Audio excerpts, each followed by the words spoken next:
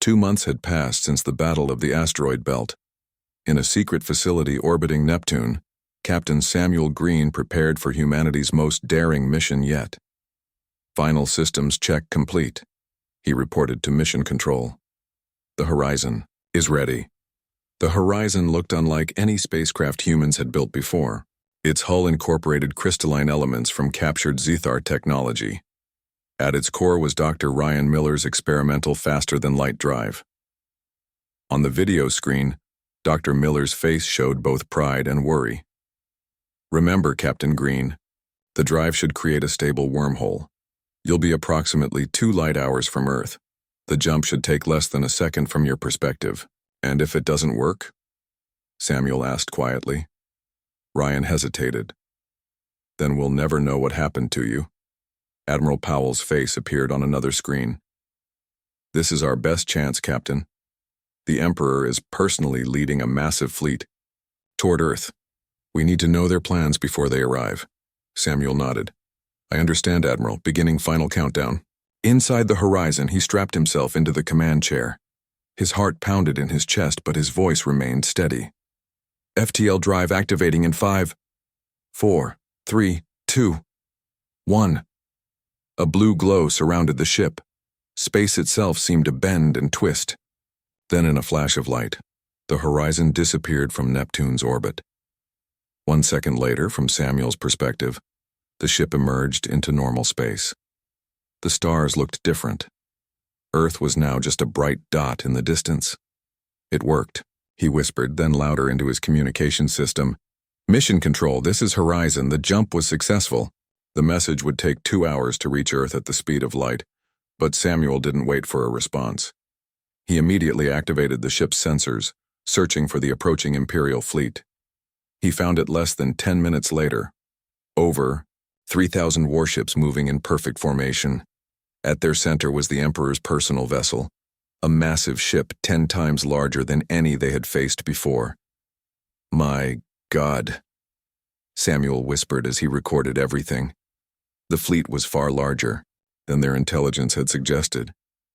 Staying at a safe distance, he watched as the Imperial ships performed battle drills. He observed their formation changes and recorded their communication patterns. Every piece of information could help Earth prepare. After gathering all the data he could, Samuel prepared for the return jump. "FTL drive activating," he said into WAIM, the log. "Returning to Earth with critical intelligence." The blue glow surrounded the Horizon once more, and the ship vanished. On Earth, leaders from around the world gathered to hear Samuel's report. The news was grim. 3,000 ships, General Carter repeated. "That's 15 times what we faced in the asteroid belt." Samuel nodded. "And their technology is even more advanced than what we've seen before. The Emperor's flagship has weapons capable of destroying entire continents." Admiral Powell studied the tactical display showing the approaching fleet. "How long do we have?" 2 weeks at their current speed," Samuel replied. The room fell silent. Then Dr. Miller spoke up. "We may have one advantage they don't expect. The FTL drive works better than anticipated. We've already begun installing it on our larger ships." "How many will be ready in time?" Admiral Powell asked. 5, maybe 6, Ryan answered. "Not enough to fight their fleet directly, but enough for what I have in mind." He stepped forward and explained his plan. It was risky, perhaps even desperate, but as they considered their options, it became clear it might be their only hope. 1 week later, the Zethar fleet passed Jupiter's orbit. Emperor Vorthalic stood on the bridge of his massive flagship, watching the approaching blue planet on his view screen. "Soon," he said to his advisors, "this troublesome world will be just another conquered planet in our glorious empire." Science counselor Thel Zara, who had reluctantly joined the expedition, studied the sensor readings with concern. "My Emperor, we're detecting unusual energy signatures near Mars.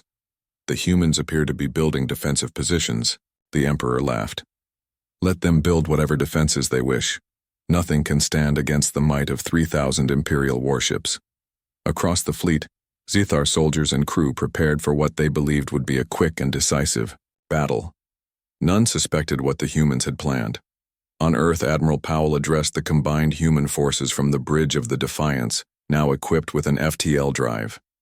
"Today we face the greatest threat in human history," she said, her voice broadcast to ships and bases throughout the solar system. "The Zithar Emperor comes to conquer our world, believing his superior numbers and technology guarantee victory." She paused, looking at the determined faces around her. "But the Emperor has made one crucial mistake. He thinks we are just another species to be conquered, like the hundreds before us. He doesn't understand what happens when humans are threatened. We don't give up. We don't surrender. We fight, we adapt, and we overcome." A cheer went up from crews across the system. "Phase 1 begins now," Powell ordered. "All Mars defense units, engage as planned." As the Imperial fleet approached Mars, they encountered heavy resistance. Hundreds of human fighters launched from the red planet's surface, along with missiles and energy weapons copied from Zithar technology. Emperor Vorthalic watched with amusement. "They think they can stop us at Mars? Order the second battle. Group to clear these annoyances." 1,000 Zithar ships broke formation, moving to engage the human defenses. The battle was fierce but one-sided. Despite their bravery, the human forces were overwhelmed. Within hours, the Mars defenses were crumbling. "As expected," the Emperor said smugly. "Continue the advance toward Earth." Science Counselor Thelzara frowned at her instruments. "My Emperor, something isn't right. The human resistance collapsed too quickly, and I'm detecting energy fluctuations from Earth that match what we saw at Mars before the attack." "They're desperate." The Emperor dismissed her concerns. "Preparing their final defense." The Imperial fleet continued forward, past the ruined defenses of Mars, toward the blue planet that had defied them for too long. What the Emperor didn't know was that the Mars battle had been a carefully planned diversion. While the Zithar were focused on the red planet, Earth had implemented the most critical part of Dr. Miller's plan. In a hardened bunker beneath the Pacific Ocean, Dr. Miller and Dr. Foster activated Project Prometheus, a system of satellites and ground stations that created a quantum field around the entire Earth. Based on research from the captured Zithar ships, it was designed to do one thing: disrupt all Zithar technology within the field. "Field generators at full power," Linda reported. Ryan checked the final calculations. "Expanding field now." Around Earth, a barely visible shimmer spread outward into space. It was harmless to human technology, which operated on different principles, but to the approaching Zithar fleet it would be devastating. When the Imperial fleet crossed the orbit of Earth's moon, Emperor Vorthalic gave the order to begin the bombardment. "Target their largest cities first," he commanded. "Show them the price of defiance." But as his gunners tried to charge their weapons, nothing happened. Throughout the fleet, systems began to fail. Engines sputtered and died. Communications went silent. Even life support systems began to flicker. "What is happening?" the Emperor roared. Science Counselor Thelzara worked frantically at her station. "Some kind of quantum disruption field. It's specifically targeting our technology." The mighty Imperial fleet with its 3,000 warships hung helpless in space. Without engines, they couldn't retreat. Without weapons, they couldn't fight. Without communications, they couldn't coordinate. Then, as the Emperor watched in disbelief, 6 human ships appeared out of nowhere around his flagship. They hadn't been there seconds before. They had jumped using their own FTL drives. On the Defiance, Admiral Powell gave her final order. "All ships execute boarding operations."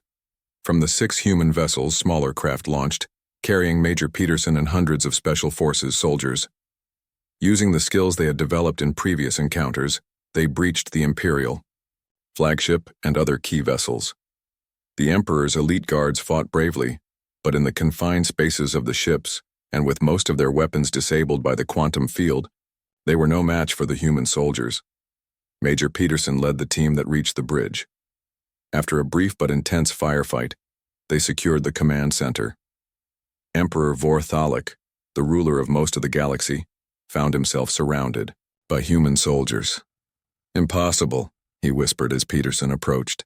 "Emperor Vorthalic," Peterson said firmly, "in the name of Earth and humanity, you are our prisoner." The news spread quickly throughout the system. The Emperor captured, the Imperial fleet disabled.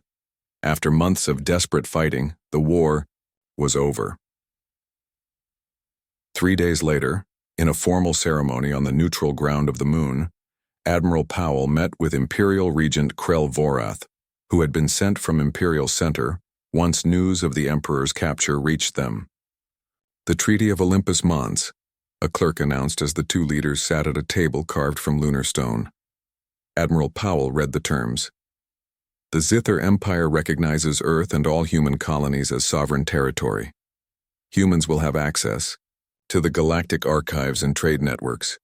A neutral zone of 20 light-years will be established around the solar system. The stars stretched into bright lines as the USS Horizon dropped out of warp speed. The ship slowed and began its regular scan of the sector. This was the 24th uncharted region they had visited in 3 years. The crew had settled into a routine that felt almost boring. Commander Alan Wright sat in his command chair rubbing his tired eyes. At 42, with gray streaks in his brown hair, he had spent most of his life dreaming of space. Now he was here, farther from Earth than any human had ever traveled. But the excitement had faded into the daily tasks of mapping stars and collecting data. "Another empty sector, Commander," said Officer Gary Nelson from the scanner station. "No signs of life or technology." Wright nodded and stood up to stretch his legs. "Continue the standard sweep. I'll be in my quarters if anything changes." The USS Horizon was Earth's best ship, built for deep space exploration. With its sleek silver hull and powerful engines, it carried 200 crew members on humanity's first serious attempt to meet alien life. So far, they had found only empty planets and dead moons. Wright reached his small room and sat at his desk. On the wall hung a photo of his wife and daughter back on Earth. His little girl would be 7 now. He had missed 3 birthdays. Was it worth it? He wondered aloud to the empty room. He had joined the Interstellar Exploration Corps with big dreams about meeting aliens and making history. Now he wondered if humans were alone in this part of the galaxy. The ship's alarm broke the silence. Wright jumped up and ran back to the bridge, his heart pounding. Red lights flashed as he entered. "Report!" he shouted. "We're picking up a signal, sir," said Communications Officer Kelly Jones, her fingers moving quickly over her control panel. "It's not natural. Someone made it." The bridge fell silent. After 3 years of finding nothing, this could be it. First contact with alien life. "Play it," Wright ordered, his voice steady despite his racing thoughts. A strange sound filled the bridge. It wasn't words, but a series of clicks, hums, and whistles. Then the ship's computer began to translate. Life support. Failing. Help. Wright leaned forward. "Can you trace it?" "Yes, sir," replied Officer Nelson. "It's coming from about half a light year away. Something small. Probably a ship. How long to reach it?" "About 6 hours at maximum warp." Wright didn't hesitate. "Set course. Maximum speed." Security Chief Lori Bennett stepped forward. Her hand rested on her weapon, as always. "Commander, protocol says we should report this and wait for instructions from Earth." Wright smiled. Bennett always followed the rules. "That would take 16 days for our message to reach Earth and another 16 for their answer to get back. Whatever sent that call for help will be dead by then." He turned to the pilot. "Let's go meet our neighbors." For 6 hours, the crew prepared for first contact. They checked weapons, shields, and the medical bay. Dr. Eric Mason gathered all the information they had about possible alien biology, which wasn't much. "We don't know what we'll find," Wright told his officers. "But remember, we represent all of humanity. Our job is to help if we can, and to make friends, not enemies." When they reached the source of the signal, they found a small ship drifting in space. It was about the size of a bus, with strange curved lines that no human would have designed. The hull was damaged with a large hole torn in one side. "Life signs?" Wright asked. "One," replied Nelson. "Very weak." Wright made his decision. "Bring it into Cargo Bay 3. Full quarantine procedures. Security team in full gear." The small, Alien ship was pulled into the Horizon's large cargo bay. Air was pumped in and the security team took positions, weapons ready. Wright stood with them, against Bennett's advice. "If we're making first contact, I should be there," he insisted. They waited as the alien ship's door began to open slowly. The security team raised their weapons. Wright held his breath. The creature that stumbled out was nothing like they had imagined. It stood on two legs like a human, but that's where the similarities ended. It was huge, almost 8 feet tall, with a body covered in black scales that shined like polished stone. Its head was long with no visible ears, and a mouth that split wider than seemed possible. Sharp teeth lined its jaws in 2 rows. Its eyes glowed amber, and long claws extended from its 4-fingered hands. It looked like something from a nightmare, like a predator built to kill. Security Chief Bennett stepped in front of Wright. "Step back, Commander." The creature made a sound, a series of clicks and growls. It took an unsteady step forward. Blood, dark blue, dripped from a wound in its side. Then it collapsed to the floor. "Medical team," Wright called, pushing past Bennett. "Sir, don't—" Bennett tried to stop him, but Wright was already kneeling beside the fallen alien. Up close, he could see the wound was serious. Something had pierced through those tough scales, leaving a hole the size of his fist. The creature's eyes locked onto Wright's. In them, Wright saw something unexpected: intelligence and fear. The same fear any human would feel, hurt and surrounded by strange beings. Dr. Mason arrived with his medical team. "My God," he whispered, seeing the alien. "What is it?" "I don't know," Wright said. "But it needs help." Bennett grabbed Wright's arm. "Commander, we should secure it first. Put it in a cell until we know what we're dealing with." Wright shook his head. "Look at it, Bennett. It's badly hurt. Would you put an injured human in a cell instead of a hospital?" "It's not human," Bennett said flatly. "No," Wright agreed, "but it's alive and in pain. That's all that matters right now." The alien made another sound. The translator in Wright's earpiece tried to make sense of it. "Please, help." Wright turned to Dr. Mason. "Take it to Medical Bay 2. Do whatever you can." The medical team carefully lifted the massive alien onto a hovering stretcher. Several security officers followed as they moved it to the medical bay. Wright stood in the cargo bay looking at the alien ship. What was this creature? Where had it come from? And what had attacked it? In the medical bay, Dr. Mason worked for hours to save the alien's life. Its biology was unlike anything he had studied, but some principles were the same. It had blood, organs, and a brain. It could be helped. 3 days passed. The alien remained unconscious but stable. Dr. Mason was amazed by how quickly it healed. Its cells regenerated 5 times the human rate, he told Wright. Whatever this thing is, it's tough. On the 4th day, it woke up. Wright was called to the medical bay. Behind the clear quarantine wall, the alien sat up, watching them with those glowing amber eyes. The translator has been working on its language. From the sounds it made while unconscious, Officer Jones told Wright, it should be able to help us communicate now. Wright stepped forward. My name is Alan Wright. I am the commander of this ship, the USS Horizon. We are humans from the planet Earth.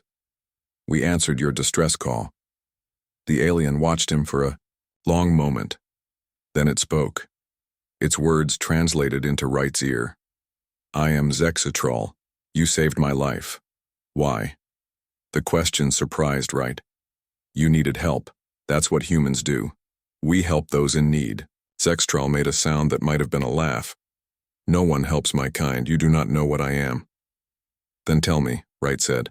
I am Kryvax. The Destroyers. The Devourers.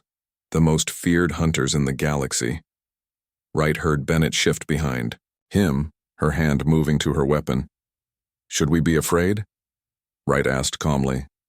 Yes, Zexatrol replied. All are afraid of Kryvax. All hunt us. All kill us on sight. Wright considered this. Well, we didn't kill you. We helped you. And we're not afraid yet. Then you are fools, Zexatral said. But I am grateful. None of them knew in that moment how this meeting would change everything. The human who showed kindness to a monster. The predator who found friendship with its natural prey. And the ripples their unlikely bond would send across a galaxy that had forgotten that mercy was sometimes stronger than fear. No one in recorded galactic history had ever shown a Krivak's mercy. Until now. Dr. Samantha Wells had never seen anything like Zexatral before. As the ship's head of xenobiology, she had studied hundreds of alien life forms over the years, but all of those had been simple creatures. Space bacteria, small plants, and tiny animals found on distant moons, nothing like this. His body is amazing, she told Commander Wright 1 week after they had rescued the Krivaks. They stood in her lab, looking at scans of the alien's body displayed on large screens. These scales aren't just for protection. They can change color slightly to absorb or reflect heat. And look at the muscle structure. It's 3 times denser than human muscle. Wright nodded, studying the images. What about the wound? How is it healing? That's the most incredible part, Dr. Wells said. She pulled up a series of images, showing the large hole in Zexatral's side.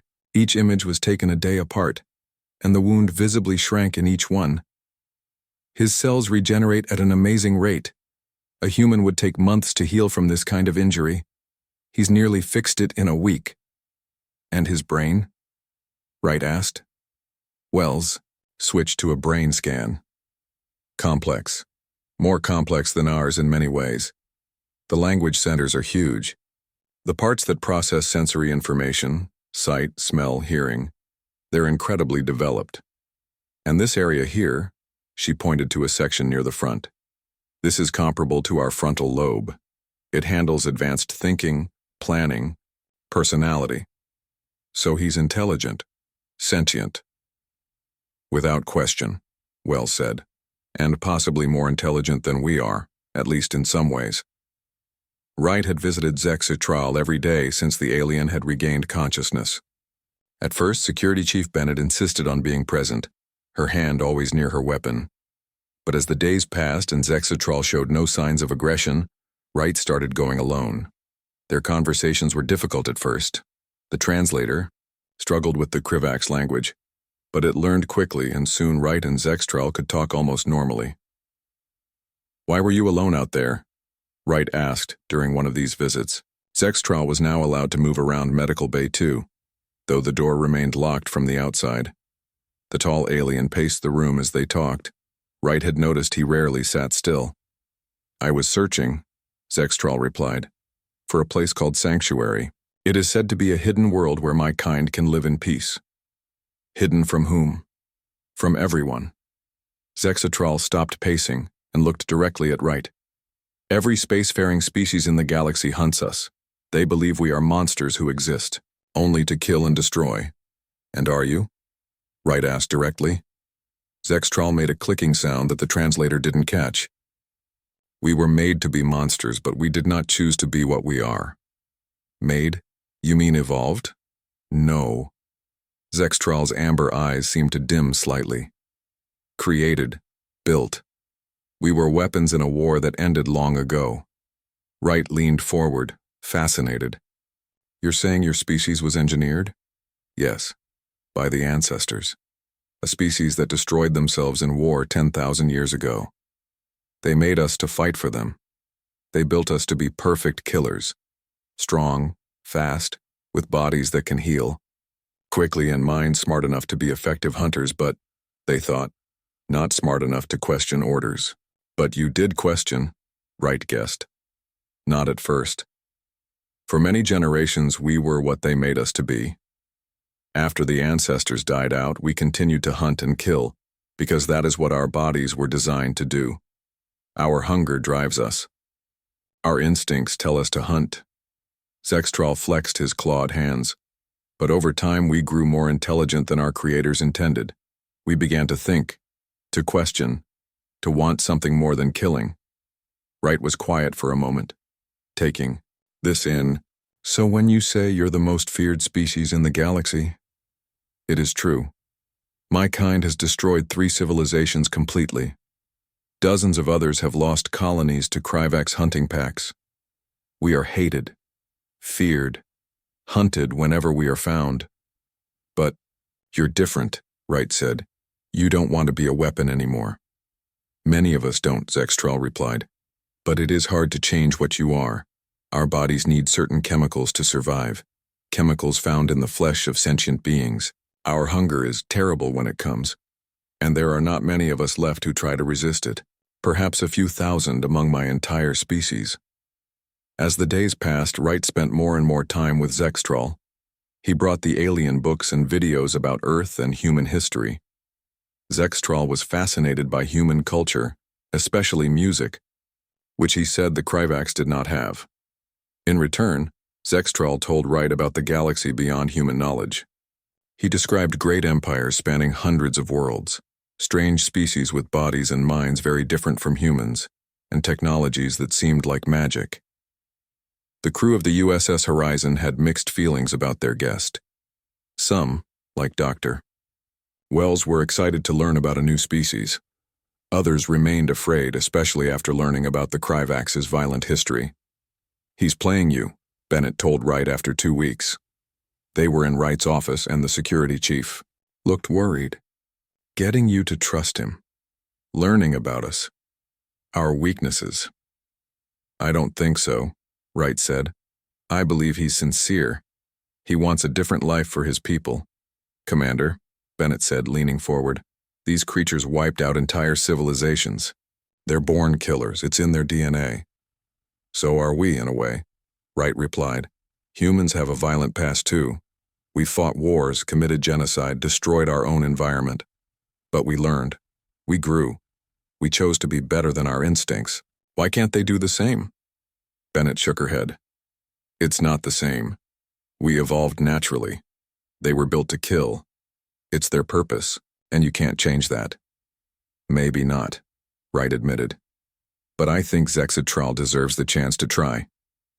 On the 21st day after the rescue, Dr. Wells declared Zextral fully healed. Wright made the decision to move him out of the medical bay and into guest quarters. This caused a near mutiny among some of the crew. You can't let that thing wander around the ship, Officer Nelson protested during a crew meeting. He's not going to wander, Wright explained calmly. The guest quarters on D-deck have been secured. He'll have more space, but he'll still be confined. And when he gets hungry? Someone asked. When he decides one of us looks tasty? Wright had already discussed this with Zextral and Dr. Wells. The doctor has synthesized the key nutrients that Kryvax bodies need. Zextral says it's not as satisfying as their usual diet, but it will keep him healthy. Not everyone was convinced, but Wright's decision was final. That evening, he personally escorted Zextral to his new quarters. This is much better, the alien said, exploring the larger space. The medical bay was small. I thought you might like more room to move, Wright said. He watched as Zextral examined the room's features, the larger sleeping area, the viewing screen, the small desk. Your crew fears me, Zextral said suddenly. Yes, Wright admitted. Many of them do. But you do not. Why? Wright thought about it. I see something in you that they don't, a desire to change, to be more than what you were made to be. I respect that. Zextral was quiet for a moment. In all my life, no one has ever treated me as you have. As a person, not a monster. He turned his amber eyes to Wright. I believe. The word in your language is friend. We do not have this word in mine. Wright smiled. Then it's about time you learned it. Neither of them knew that their friendship was about to be tested in ways they couldn't imagine. For at that very moment, the USS Horizon's long-range sensors were detecting multiple ships approaching at high speed. Ships that had picked up the energy signature of a Kryvax life form and had come to destroy it. The alarms blared throughout the USS Horizon. Red lights flashed in every corridor as crew members rushed to their stations. Commander Wright ran to the bridge, his heart racing. Report, he shouted as he entered. Officer Nelson looked up from his scanner. His face was pale. 5 ships, sir. Large ones. They just dropped out of faster-than-light travel. They're surrounding us. Hostile? Unknown, but they're powering up weapons. Wright took his seat in the command chair. Shields up, but do not arm weapons. Let's not start a fight if we can avoid it. The main screen showed the 5 alien ships. They were massive compared to the horizon, each one at least 3 times its size. Their design was strange, with smooth curves and no visible windows or hatches. They glowed with a soft blue light. They're hailing us, said Communications Officer Kelly Jones. On screen, ordered Wright. The image of the ships disappeared, replaced by a face. It was vaguely humanoid but had blue-green skin, large black eyes, and no visible nose. Instead of hair, a crest of hardened flesh rose from its head. This is Delegate Zorvan of the Galactic Concord, the alien said. Its mouth moved strangely, but the translator converted its speech perfectly. You are harboring a Kryvax. Surrender it immediately for execution, or we will destroy your vessel. Wright's stomach tightened, but he kept his face calm. I am Commander Alan Wright of the Earth vessel USS Horizon. We rescued an injured being from a damaged ship. We don't surrender guests for execution without good reason. The alien's face showed no expression that Wright could read. Good reason? It is a Kryvax. That is reason enough for any civilized species. Perhaps you could explain why. Wright suggested. Explanation is unnecessary. The Kryvax are killers. Monsters. They exist only to destroy. All members of the Concord know this. Wright leaned forward. We are not members of your Concord. We are humans from Earth. We make our own judgments based on actions, not reputation. The alien was silent for a moment. Your ignorance is dangerous but understandable. You are a new species in the galaxy. We will give you 72 of your hours to surrender the Kryvax. After that, we will take action. The screen went dark. Well, that went well, Wright said dryly. He turned to his officers. Options? We give them what they want, said Bennett immediately. The Kryvax isn't worth starting a war over. If these people represent a galactic government, we need to be careful, added Diplomatic Officer Diane Kelly. She was in her 50s with short gray hair and had joined the mission specifically to handle first contact situations. This could set the tone for all human relations with other species. We could try to run, suggested the ship's pilot, Rick Carter. At maximum warp, we might be able to outrun them. Wright shook his head. 5 ships that size? They'd catch us, and we'd look guilty if we ran. He stood up. I need to talk to Zextral. Officer Kelly, you're with me. The rest of you, maintain alert status. Monitor those ships for any sign of aggression.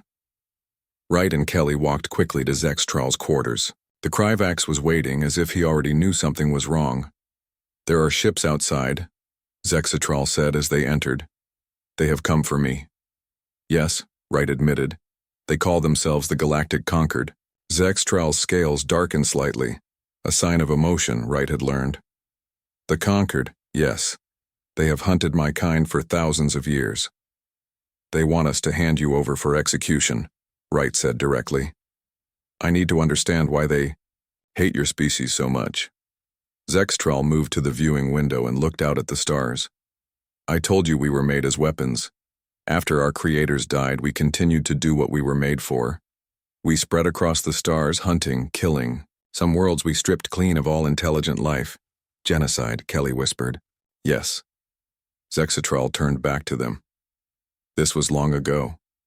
For generations we were no better than animals following our hunger. The Concord formed partly to fight against us. They nearly wiped us out.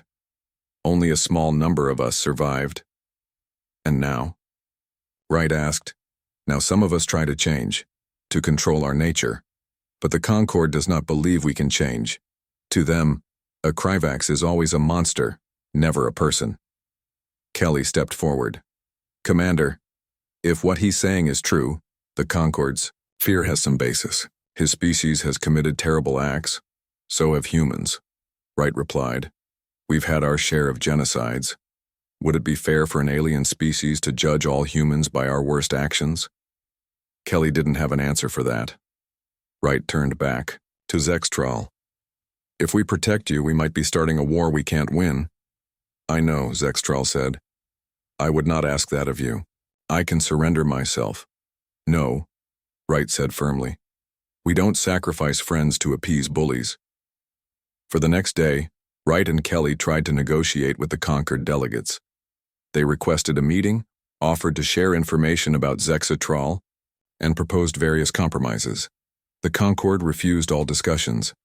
Their position was simple: surrender the Kryvax or face destruction. They won't even talk to us, Kelly said, frustrated after another failed attempt at communication.